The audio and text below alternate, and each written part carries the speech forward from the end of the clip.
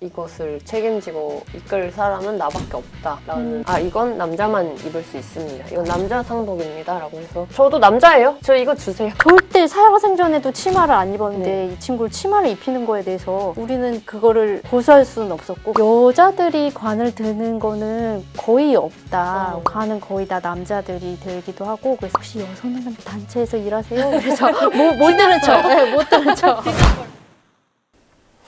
안녕하세요. 네, 안녕하세요. 네, 저는 차녀 상주로서 K 장녀의 장례를 치른 이랑으로서 오늘 이 자리에 왔습니다. 반갑습니다. 네. 저는 가까운 친구이고 동성 파트너를 둔 친구의 좀 특별한 장례식을 치른 홀릭이라고 합니다. 네. 저는 이제 기사를 통해서 이랑님의 장례식을 봤는데 좀 자세히 설명을 해주실 수 있을까요? 어떤 분의 장례식이었는지. 저희 친언니인 이슬 님의 장례식이었고, 저는 자녀의 장례식에 부모가 상주를 할 수 없다는 것을 거기 가서 알았어요. 그렇다면 이것을 책임지고 이끌 사람은 나밖에 없다. 책임감과 사명감과 자신감으로 상주 역할을 맡고 치르게 된 것 같아요. 혹시 형제분 딱 두 분밖에 없으셨어요? 아니요, 남동생도 있고 저희 언니의 남편도 있었고, 네. 그 세 명이 상주를 같이 한 것인데, 거기 안에서도 저 나름대로는 이 기념식의 총괄은 나다라고 생각을 한 거죠.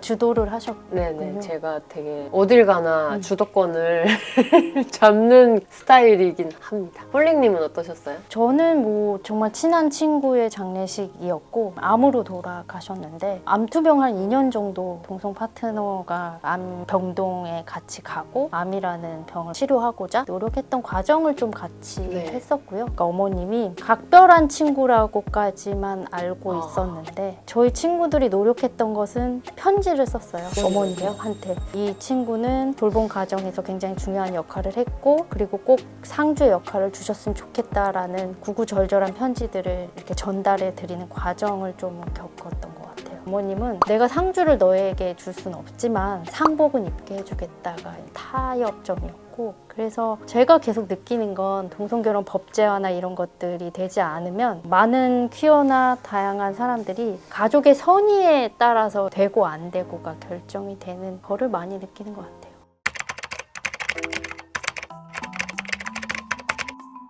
저는 직업적으로 행사를 많이 치르는 직업이다 보니까 단독 공연을 만드는 것과 별반 다르지 않다는 생각이 들었어요. 이 사람의 인생 중에 한 번은 꼭 등장하는 단독 공연이다. 그거랑 마찬가지라고 생각을 했는데, 처음에 딱 도착했을 때 빌린 빈소를 딱 봤을 때 너무 못생긴 거예요. 일단 저희 언니는 온갖 반짝거리는 거, 핑크, 거의 천이 최소화로 된 옷들. 언니의 옷을 살펴보면 이거 어떻게 입는 건지도 알 수 없을 정도의 되게 과감하고 화려한 걸 좋아하는 사람인데, 너무 거기에 어울리지 않는, 그쵸, 기존의 장례식장인가 장례 문화들이 침침한 스타일인 그쵸. 거예요. 놀래고 슬프고 정신이 없는 가운데서도 이 시간 동안 최대한 이 사람의 느낌이 나는 공간으로 꾸미자. 이 사람이 등장할 수는 없겠지만 그래도 찾아오는 사람들은 그 사람을 한 번이라도 더 기억하고 인사하고 싶어서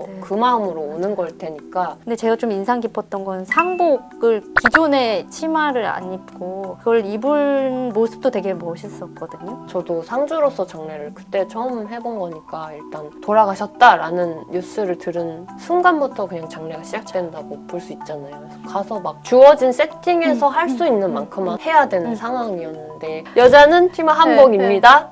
머리에 하얀색 리본핀입니다. 그냥 이걸 딱 받는 거죠. 근데 제가 봤을 땐 카탈로그에 하나 더 있잖아요.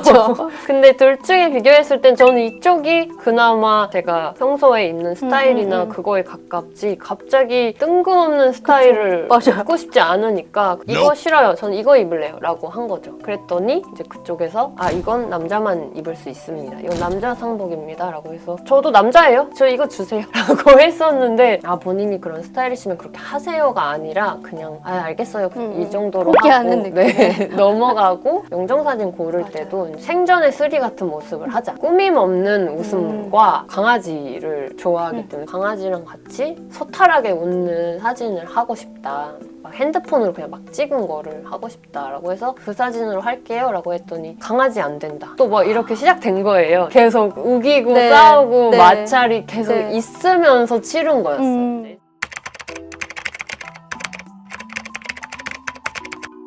영정사진 얘기하니까 저희가 고수했던 영정사진 모습은 뭐예요? 생전에 그 친구는 조금 여성스럽게 꾸미는 걸 별로 안 좋아하는 부치 스타일의 친구였어요. 그러니까 치마 별로 안 입는. 네. 부치란 무엇인가? 그쵸. 그것도 이제 할 말이 많은데 저는 이제 장례를 치르면서 굉장히 놀랬던 건 어떤 수의를 입을 것인가도 성별로 되어 있더라고요. 절대 살아생전에도 치마를 안 입었는데 네. 이 친구를 치마를 입히는 거에 대해서 우리는 그거를 고수할 수는 없었고 또 하나는 생물학적 여성으로 돌아가시면 화장을 곱게 얼굴에요? 해서, 네. 이 친구는 화장도 안 하니까 화장도 안 했으면 좋겠다라고 해요. 화장을 해요? 원래는 그렇게 한대요. 입관할 때. 그래서 기본적인 스킨로션만 바르고 이제 입관을 하는. 이게 왜 중요하냐면 저 이제 성소유자 활동가로 살면서 가장 슬프고 또 그리고 많이 봐온 것이 성소유자 장례식인데 그 중에서 내가 나답게 가장 못 죽는 것이 트랜스젠더의 장례식이라고 저는 생각해요. 커밍아웃을 하지 못하면 영정사진도 나는 여성인데 남성의 사진으로 외도되어지는 것들. 이 장례 문화가 너무나 성차별적 성별 고정관념으로 태어난 순간 죽을 때까지 우리는 이거에 갇혀 사는구나를 너무 느꼈기 때문에 그런 부분에서의 똑같은 싸움들을 하는 것 같아요. 또 하나 고수했던 건 페미니스트 친구이기도 해서 관을 누가 들 것인가 네. 또 굉장히 중요한 부분이잖아요. 저는 그게 너무 안타까웠어요. 저는 언니들이 들었으면 했는데 네네. 그때 뭔가 그냥 얼레벌레 그렇게 남자들이 돼요. 들고 그렇게 돼요. 나가는 맞아요. 상황이 됐고 언니들이 어디서 불러온 맞아요. 남자들이 들은 맞아요. 거예요. 언니들이 8명이 들면 충분히 들 수 맞아요. 있는데 그걸 왜 언니들이 안 들었을까? 내가 좀 더 할 걸 그 생각을 왜 안 했을까? 그걸 나중에 되게 두고두고 후회했어요. 그러니까 이 경황이 없이 가고 늘 하던 대로 가기 때문에 그래도 그 가족들은 형제들이 없었고 친척들이 좀 별로 없었던 고인의 환경들이 있어서 관을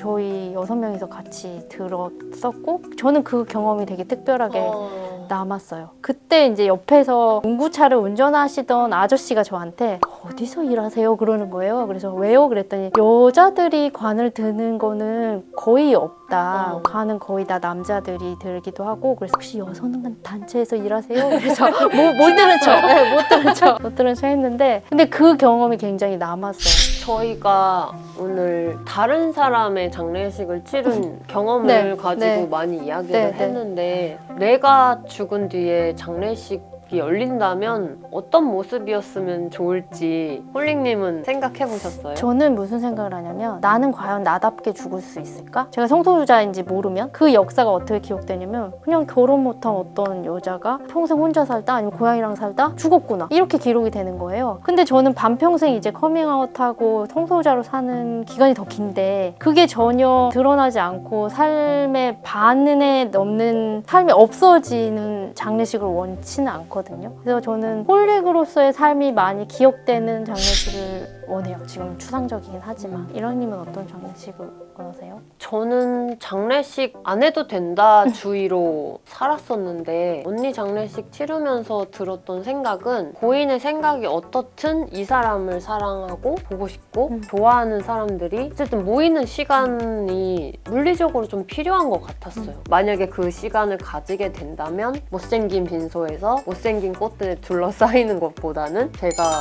좋아하는 스타일로 꾸며지기를 바라는 거죠. 난 이렇게 해줘 라기보다는 나를 가장 잘 알만한 사람에게 일임한다 정도여도 괜찮을 것 같아요. 저는 죽음이 축제여도 괜찮다는 생각을 해요. 왜 그러냐면 사실 삶의 과정에서 마지막도 축제일 수 있으니까 그래서 축제 같은 장례식을 하는 게 꿈이기도 합니다.